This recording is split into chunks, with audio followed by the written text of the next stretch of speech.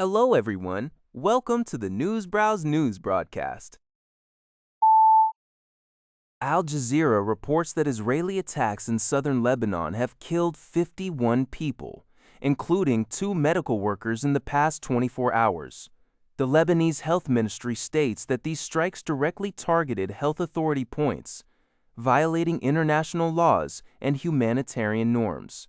Since a new Israeli military operation began on March 20th because the Dadzad Ye's 856 9s Nord 27 Kapia Dryand Kiko Bess and a mine batter with Sai, Blang, Non, Past. A spest a churkout of mine die, the does defected and Dali elf belasted. A does spas. Al Jazeera die, Dali, making. And the sweariet the nighty the sword do, have got the gar, ard in my cup. Where there was Dadza sword manorical. UPI reports that Energy Secretary Chris Wright announced Sunday that the Trump administration is considering suspending the federal gasoline tax. This move comes as gas prices have significantly increased due to the ongoing U.S.-Israeli war against Iran, which has disrupted the vital Strait of Hormuz waterway. Wright stated on NBC's Meet the Press that the administration is open to all ideas to reduce energy costs for Americans, including temporarily halting the 18 cents per gallon federal tax, mirroring actions taken by some U.S. states. He cited previous measures like releasing oil from strategic reserves and revising gasoline blend regulations to boost production. As of Sunday, the average national price for unleaded gasoline stood at 413 pies per live.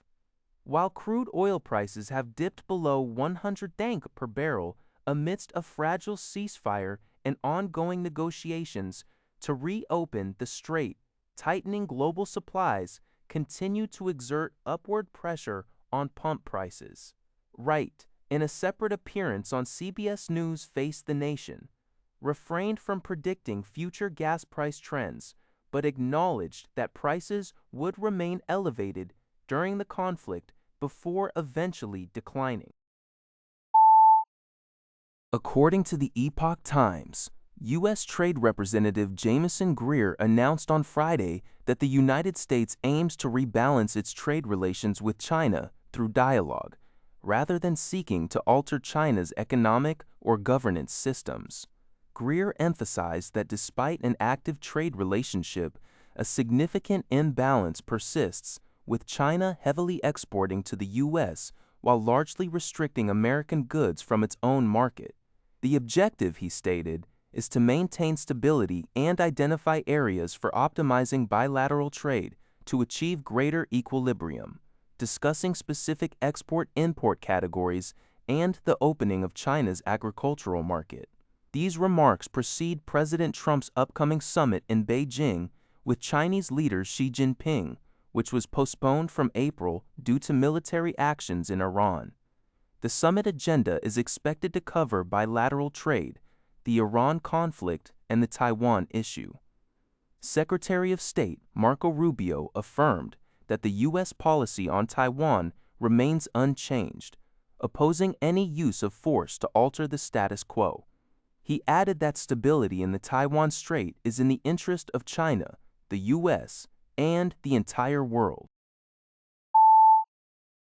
RNZ reports that leaders of the Pacific Islands Forum countries, which include Australia and New Zealand, have officially invoked the Biketawa Declaration. This action is intended to prompt a coordinated regional response to the ongoing global fuel crisis, which is significantly impacting countries across the region. The forum had previously announced its intention to invoke the declaration last month. According to a statement from the forum, leaders are acting decisively in anticipation of worsening global conditions, as the crisis in the Middle East continues to disrupt fuel supply chains. The aim is to strengthen regional coordination, support timely decision-making, and help safeguard economic stability and essential services throughout the Pacific. Following this invocation, a special session of the Forum Officials Committee will be convened this month, to be followed by a special session of Forum Foreign Ministers. These sessions will focus on structuring the regional response, establishing governance arrangements, and determining the technical support required to operationalize the initiative. According to Liberty Times, Nobel Peace Prize laureate Narges Mohammadi, a prominent Iranian activist, has been admitted to a Tehran hospital.